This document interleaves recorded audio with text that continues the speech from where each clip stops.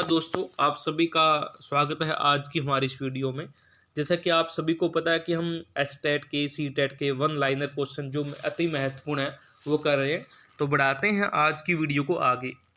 पहला क्वेश्चन, शिक्षण अधिगम प्रक्रिया में व्यक्तिगत रूप से ध्यान देना महत्वपूर्ण है क्योंकि बच्चों की विकास की दर भिन्न होती है और वह भिन्न तरीकों से सीख सकते हैं। निम्नलिखित में से कौन सी समस्या समाधान की वैज्ञानिक पद्धति का पहला चरण है?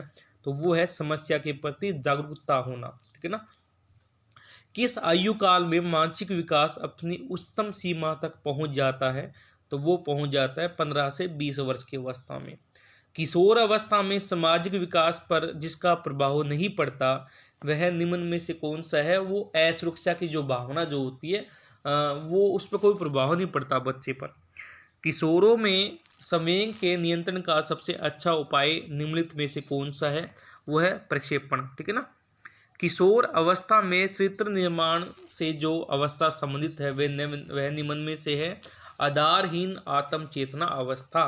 किशोर अवस्था की मुख्य विशेषता निम्न में से कौन सी है? आत्म गौरव की जो भावना जो होती है वो किशोर अवस्था की महत्वपूर्ण जो विशेषता होती है। विकास व्यक्ति में नवीन विशेषताएं और योग्यताएं प्रस्फुटित करता है। यह कथन किसका है? यह हर लोग का है।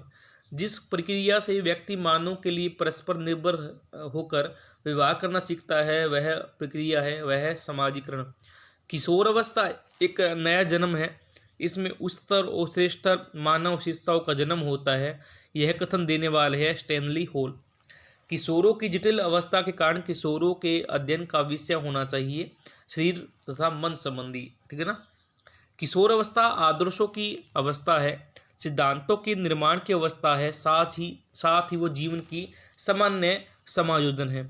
यह परिभाषा देने वाले थे जीन पियाजे। ठीक है ना। जीन पियाजे थ्योरी है संज्ञानात्मक जो थ्योरी जो है ना इसकी काफ़ी महत्वपूर्ण थ्योरी है। ठीक है ना, वो भी हम करेंगे।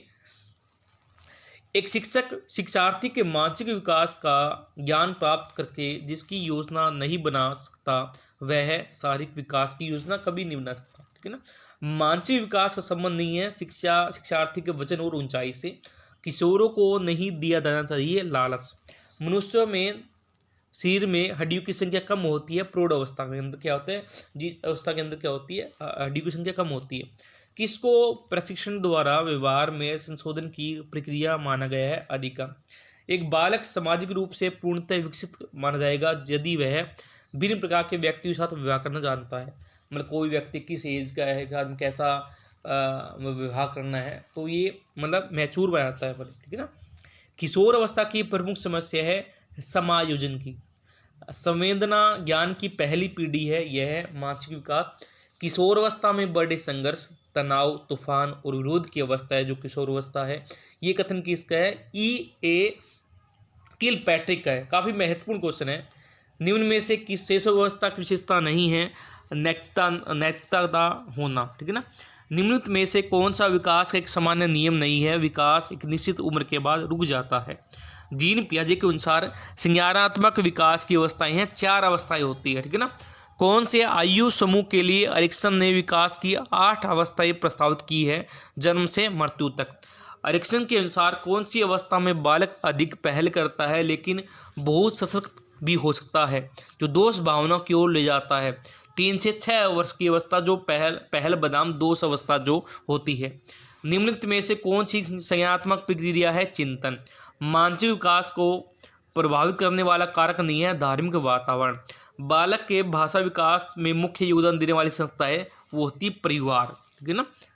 तो दोस्तों आज हमने महत्वपूर्ण क्वेश्चन किए। अगली वीडियो में हम इसको और आगे बढ़ाएंगे। आप यूं ही अपनी तैयारी में लगे रहें, आपको सफलता जरूर मिलेगी। जय हिंद, जय भारत।